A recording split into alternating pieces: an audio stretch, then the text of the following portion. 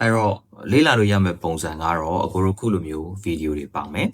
ပြီးရင်ဗီဒီယိုတွေမတိုင်ခင်မှာအခုညီတို့ညီမတို့ရှေ့မှာဖြေလိုက်ရနိုင်တဲ့မေးခွန်းလေးတွေပေါ့နော်ဒါမျိုးဘာမှမလေးလာခင်မှာညီတို့ရဲ့စိတ်ထဲမှာတွေးစရာတွေပေါ်လာအောင်လို့အကိုတို့မေးခွန်းလေးတွေကြိုမိတာမျိုးတွေရှိမယ်ပြီးရင်ခုလိုဒီလိုဗီဒီယိုတွေရှိမယ်ပြီးရင်ဒီလိုဗီဒီယိုတွေမကဘဲနဲ့အကိုတို့မဆုအတူလေးထုတ်ပေးတာပြီးရင်ဆက်ပြီးတော့တကယ်လို့လေးလာမယ်ဆိုရင်လေးလာလို့ရအောင်လို့ပို့ပြီးတော့များပြတဲ့ကြဲကြမ်းတဲ့ပြောမှဆိုတော့ lecture video တွေပဲဖြစ်ဖြစ်ပြီးရင်ထပ်ပြီးတော့ဖတ်ဆရာစာအုပ်စာတမ်းတွေ website တွေပဲဖြစ်ဖြစ်ညွှန်ပေးတာဒီလိုပိုင်းတွေပါမယ်ပြီးရင်တော့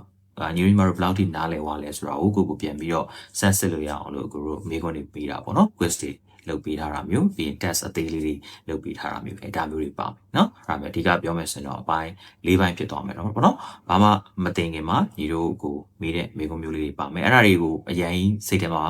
စိုးရင်စိတ်မများတဲ့နော်ကိုစိတ်ကိုလှုပ်နှိုးဖို့အတွက်ကိုထည့်ပေးထားတဲ့အမေးခွန်းတွေပဲနော်ဒါကပြောမယ်ဆိုရင်တော့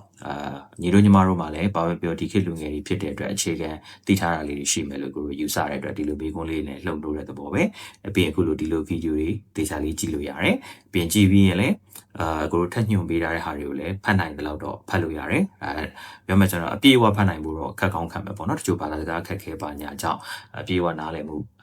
ခက်တာတွေပါရှိမယ်ဒါပေမဲ့အဲ့လိုရှိရင်တော့မှဘယ်လိုလုပ်လို့ရရဲဆိုတော့လည်းကိုနောက်ပြီးကြရင်တော့ညွှန်ပေးပါအောင်နော်ပြီးရင်တော့ညီမတို့တက်မြောက်မှုပြန်ပြီးတော့စစ်ဆေးမဲ့ quiz တွေရှိတယ်နော်အဲ့ဒါမှအဲ့အတွက်ဒါကအကိုတို့ဆက်ပြီးတော့လေ့လာဝါမယ်ပုံစံပေါ့နော် okay အဲ့ဒါလောက်ဆိုရင်တော့ဒီ AI သင်ယူကိုဘာကြောင့်လေ့လာရလဲဆိုတာနဲ့ဘယ်လိုပုံစံနဲ့လေ့လာရမလဲဆိုတာအကြံဉာဏ်နားလည်အောင်မယ်လို့ယူဆပါတယ်အကိုတို့နောက်ဗီဒီယိုမှာ AI ဆိုတာဘာလဲဆိုတာကိုအသေးစိတ်စပြီးတော့ရှင်းပြပါမယ်